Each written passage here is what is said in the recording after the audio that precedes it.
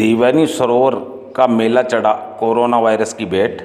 खबर जयपुर जिले के 65 किमी दूरी पर स्थित ऐतिहासिक पौराणिक एवं धार्मिक नगरी सांबर लेक के पूर्व दिशा में स्थित महाभारत कालीन तीर्थ राक्षस राज शुक्राचार्य की पुत्री एवं यादव वंश के राजा यति की धर्मपत्नी सभी तीर्थों की नानी के नाम से मशहूर देवयानी सरोवर पर हर वर्ष बैसाख सुदी बुद्ध पूर्णिमा के अवसर पर विशाल मेले का आयोजन किया जाता था, जिसमें दूर दराज से हजारों की संख्या में श्रद्धालु स्नान कर पुण्य प्राप्त करते थे। मगर इस वर्ष कोरोना वायरस के प्रकोप के चलते लगातार 2 वर्षों से मेले का आयोजन नहीं किया जा रहा है, जिससे परिक्रमा में स्थित सभी मंदिरों में सन्नाटा छाया हुआ है। वह मंदिरों के पुजारियों द्वारा पूजा अर्चना कर कोरोना वायरस रूपी महामारी को विनाश होने की कामना की जा रही है। Report ABP news Sambhar lake.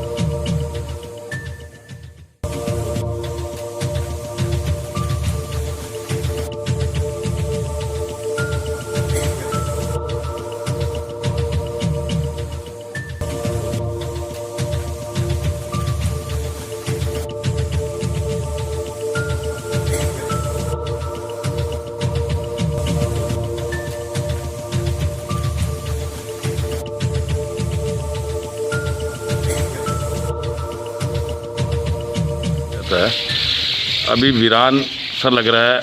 आप यहाँ देवयानी समिति के पद पर नियुक्त है, क्या संदेश देना चाहते हो और क्या है इस धार्मिक तीर्थ की भूमिका? देखिए आनंद जी, आज जो इस तीर्थ की का जो महत्व है, आज के दिन का बहुत बड़ा महत्व है। ये आज बुद्ध पूर्णिमा है। आज के दिन यहाँ पर बहुत विशाल मेला लगा करता था और जैसा कि सर्वविदित है, देवयानी सरोवर सब तीर्थों की नानी के नाम से विश्वविख्यात है और पौराणिक तीर्थ है। हर वर्ष यहाँ पर मेला लगता है। भारी संख्या में लोग जो है बाहर से आते हैं, दर्शनार्थी आते हैं, स्नान करते हैं, पूजा करते हैं, अर्चना करते हैं। लेकिन पिछले 2 वर्षों से कोविड-19 के कारण ये मेला यहाँ नहीं बढ़ पा रहा, संपन्न नहीं हो पा रहा। और जो है श्रद्धालु आ रहे हैं, श्रद्धालुगण आते हैं कुछ, तो हम उनको गाइडलाइन का पालन करने के लिए बोलते हैं, ठीक है आप अपने हिसाब से आचमन करके और निकल जाओ। बाकी देख रहे हैं आप कैसा सुनसान है और आज के दिन का बहुत ज़बरदस्त महत्व है।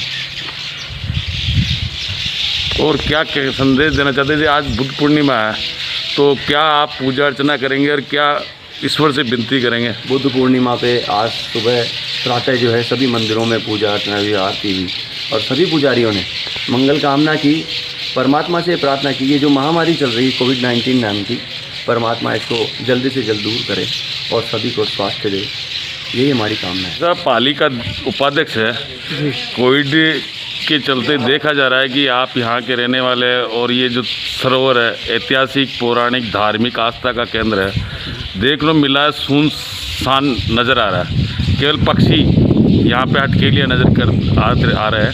आप क्या संदेश देना चाहते हैं आम जनता को? भाई ये कोरोना काल चल रहा है अभी और इसमें सोशल डिस्टेंसिंग रखना बहुत ज़रूरी है। भीड़ इतना यहाँ ज़बरदस्त मेला लगता था, लेकिन भीड़ को कम करने के लिए प्रशासन ने कोई अनुमति नहीं दी है और इसका डेवलपमेंट के लिए नगरपालिका पूरा प्रयास कर रही है। इस जो आप ये नगरपालिका का देख रहे हैं, इसके लिए टेंडर भी हो चुका डेवलपमेंट के लिए, लेकिन कोरोना काल की वजह से कार्य चालू नहीं हो सका। तो कोरोना काल की वजह से ये डेवलपमेंट रुका हुआ है। आने वाले समय में इस देवयानी का बहुत अच्छा विकास होगा और चारों तरफ से डेवलपमेंट के लिए पूरा प्रयास किया जा रहा है। चेयरमैन साहब की तरफ से, मेरी तरफ से पूरा प्रयास है। आम जनता को कोरोना के चलते क्या संदेश देना चाहते हैं? आम जनता से यही है कि सोशल डिस्टेंसिंग का पालन करें और मास्क लगा के रखें, सरकारी गाइडलाइन का पूर्णतः पालन करें ताकि कोरोना से अपन मुक्ति पा सकें। आप यहाँ देवयानी पे विराजते हैं, देवयानी का क्या उल्लेख है और क्या पुराणों में बताया गया है? देखो, देवयानी सब तीर्थों की नानी कहलाती है। सृष्टि का प्रारंभिक तीर्थ देवयानी, शुक्राचार्य जी की लड़की का नाम देवयानी था और शुक्राचार्य जी के पास में मृत संजीवनी विद्या सीखने के लिए एक कच्चा आया था, बृहस्पति जी का लड़का, और उसी के द्वारा इसको स्थापित हुआ था कि तुझे कोई ब्राह्मण वर नहीं मिलेगा। इसलिए एकदा दानवेंद्र से सर्वनिष्ठा नाम कन्या का राजा बृहस्पति के राज्य में रहते थे। तो बृहस्पति की लड़की सर्वनिष्ठा जो थी वो इसकी दासी थी। ये दोनों एक बार वन विहार करने के लिए गए। प्राय करके पहले स्त्रियाँ अपने उत्तरी वस्त्रों के अलावा स्नान किया करती थी उतार करके। आने की आहट सुन करके भूल से देवयानी के कपड़े सर्वनिष्ठा ने पहन ली, इसलिए राजकन्या होने के कारण उसको स्वाभिमान था। उसने इसको देवयानी को सरोवर के किनारे ही छोड़ करके चली गई पानी में। उधर से राजा ययाति शिकार खेलता हुआ आया, उसने हाथ पकड़ करके इसे निकाला, पानी घृतवा सब पानी मुझ जा, और ययाति के साथ में इसका विवाह हुआ। ययाति के दो लड़के हुए, यदु और तुरु। यदुवंश में द्वापर में आकर के भगवान कृष्ण का जन्म हुआ और यदुवंश से ही यादव वंश कहलाए। और आज अनुदूर पुरु से पांडव कहलाए, पुरु के वंश है, इसलिए प्राचीन तीर्थ है। यहाँ पर यहाँ से 350 किलोमीटर कुरुक्षेत्र है, जहाँ पे आज के 5,600 वर्ष पहले महाभारत हुआ था। और महाभारत कुरुक्षेत्र के उस तरफ तो दुर्योधन एंड कंपनी थी। अर्जुन, कृष्ण, बलराम, ये सब इधर ही से अर्जुन की सेना, इसलिए ये साक्षी भूमि महाभारत की रही हुई है। यहाँ पर पास में कर्ण को जहाँ लेकर के अपने कृष्ण ने उसे छोड़ा था, वो कदम का वृक्ष आज भी हमारे यहाँ आसपास में विद्यमान है। ये प्राचीन तीर्थभूमि है और इसके किनारे ही ये लवण सागर है, जो लवणासुर नाम के राक्षस के द्वारा रक्षित था। पहले मथुरा नगरी के अंतर्गत आता था ये, जिसका वध भगवान राम की छोटे भाई शत्रुघ्न ने उसका संहार किया था। ये लवण सागर है, लवणासुर राक्षस के द्वारा। इसलिए द्रौपदी के 5 पुत्रों की हत्या जब अश्वत्थामा ने की थी महाभारत युद्ध में, उस समय उन हत्याओं का समन यहाँ पर ही हुआ था और चिरंजीव होने का वरदान अश्वत्थामा को प्राप्त हुआ था। अश्वत्थामा अपने मन 5 बालकों की हत्या प्रायश्चित करने के लिए भारत के सभी तीर्थ किए।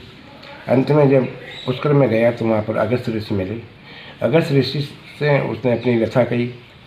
उन्होंने कहा कि तूने पांडवों का अपराध नहीं किया, क्योंकि पांडव युद्ध के पहले कृष्ण के शरणागत हो चुके थे, इसलिए कृष्ण का अपराध है। जब तक कृष्ण प्रसन्न नहीं होते तब तक तेरे बाल हत्या का संबंध नहीं होगा। इसलिए उत्तर दिशा के अंदर समुद्र के किनारे लवण सागर के पास में देवयानी स्थित है, गुप्त तीर्थ है। वहाँ जाकर के उसकी आराधना कर, जब वो प्रसन्न हो जाएगी तो स्वयं कृष्ण प्रसन्न हो जाएंगे। पांचाल्या पंचपुत्राणाम पंच हत्या कृतात्मवीर 5 दिन तक वैशाख शुक्ला एकादशी से पूर्णिमा तक यहाँ पर निराहार व्रत किया। उसके द्वारा स्थापित किया हुआ शिवलिंग है। उसकी आराधना से देवयानी ने प्रसन्न होकर के उसे कहा कि मैं तेरे 5 पत्थरों की बाध्यता से विमुक्त करता हूँ। तभी कृष्ण उसको चिरंजीव होने का वरदान दिया। ऐसा प्राचीन इतिहास महाभारत और श्रीमद् भागवत महापुराण, ब्रह्म विवर्त पुराण के अंदर इसका उल्लेख है। जिनकी अश्वत्थामा जी और पुराणों में उल्लेख बताया जाता है। ये देवयानी की एक पुस्तक है महर्षि मातरम, जिसके अंदर बताया गया है अश्वत्थामा या महाभारत में आया था उस काल से। और हमारे यहाँ पूर्व एक ऋषि जी हो गए हैं, शताब्दी तक यहाँ तपस्या की उन्होंने, और वो जाकर के अपना शरीर अयोध्या में छुड़ाए, उनको उनका साक्षात्कार हुआ है। आज भी ऐसी किंवदंती है कि वह अश्वत्थामा इस एकादशी से पूर्णिमा, बल्कि मैं तो कहता हूँ कि हर पूर्णिमा के रोज़ यहाँ स्नान करके पवित्र होकर के लोगों को कृतार्थ करके जाते हैं, क्योंकि वे अभी भी मंदराचल पर्वत पर स्थित है। इसलिए आगे मनवंतर में वे सप्तऋषि होंगे, अश्वत्थामा बलिव्यास हनुमा सुविष्णु कृपा परशुराम से सप्तते चिरजीवित। जो अगले मनवंतर के सप्तऋषि हैं ये सब मंदराचल पर्वत पर निवास करते हैं, और क्योंकि कृष्ण के द्वारा प्रतिबद्धित हैं इसलिए उनको यहाँ आना पड़ता है वायु रूप से आकर के। बल्कि भारत के प्राय तीर्थों के अंदर से भी तीर्थों में भ्रमण करते हुए यहाँ पर अंतिम आचरण सीधे मंदराचल पर्वत पर जाते हैं। ऐसा उन ऋषि जी के द्वारा कहा हुआ है कि उनको साक्षात्कार